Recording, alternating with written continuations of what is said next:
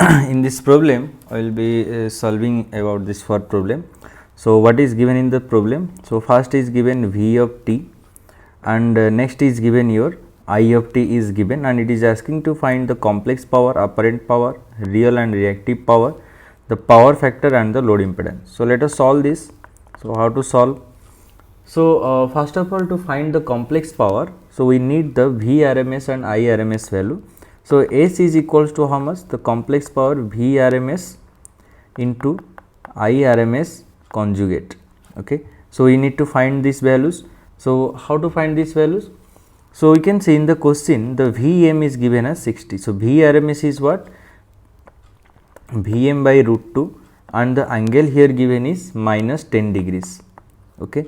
Into Im divided by root 2 and the angle here is plus 50 degree. So, it is plus 50 degree because we have to take the Irms conjugate. So, here it will be minus 50 degree. So, that is equals to Vm is how much? 60 divided by root 2 angle minus 10 degree into Im is 1.5 divided by root 2 and angle is minus 50 degree. So, that will be equals to 60 divided by root 2, the value is 42.42 with angle of minus 10 degree into your current is 1.5 divided by root 2. So, the value is 1.06 with angle of minus 50 degree. Okay. Now, if I multiply this into 42.42, so this is 44.99 with angle of how much? If is multiplication, this angle and this angle will be added together. So, this will be minus 60 degree VA. So, that is the my complex power. And what is the apparent power? So, apparent power is nothing but mod of this. So, this one is the complex power. Next is your apparent power,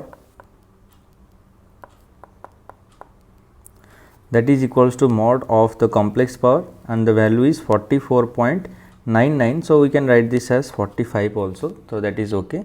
VA volt ampere, that is the unit of your complex power or the apparent power. Next is the real power and the reactive power we have to find.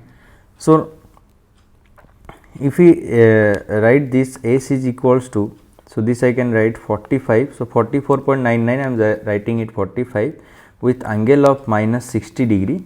So, I can convert that to P plus JQ format, so that I will get the active power and the reactive power. So, if I convert this, so we will be converting to rectangular and the amplitude is 45, angle is minus 60. So, that will be equals to 22.5 minus J 38.97. Okay. So, what is my active power now or the average power? P equals to 22.5 watt and your Q is equals to minus 38.97. So, this is my reactive power and this unit is VAR. Okay. Now, next is to find the impedance. So, what is the value of impedance? Impedance is equals to V divided by I, we know, that is Vrms by Irms, and the values you know V. So, V value is how much? So, 60. If you take RMS also will get same answer. If you take the peak value also will get same answer. So, minus of 10 degrees. So, that is V divided by I. I is how much? So, I you can see 1.5. So, 1.5 with angle of plus 50 degrees. So, why plus 50 degrees? Because here the plus 50 degree is given. So, as we are taking the RMS value conjugate here, so we are taking the minus 50 degree here. So, that will be equals to 60 divided by 1.5. So, we are getting as 40 and the angle will be minus 10 minus of 50 degree. So, that is equals to 40 with angle of minus 60 degrees. Okay.